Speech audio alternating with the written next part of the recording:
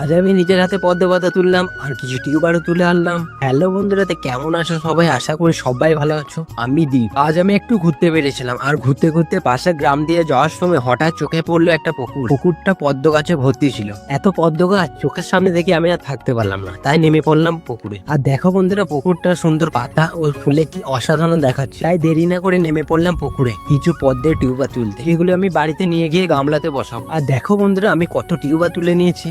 আর নিজের হাতে টিউবার তুলে বেশ ভালোই লাগছিল, কারণ ওই টিউবার গুলি নার্সারিতে 50 থেকে 70 টাকা দামে বিক্রি হয়। আর সেটা যদি ফ্রিতে পাওয়া যায় তো কার না ভালো লাগবে বলো। তার সাথে কিছু পদ্ম পাতাও তুলে নিলাম, কারণ আমার পদ্ম পাতাতে ভাত খেতে বেশ ভালোই লাগে। তোমাদেরও কি পদ্ম পাতাতে খেতে ভালো লাগে? অবশ্যই কমেন্ট করে জানাবে।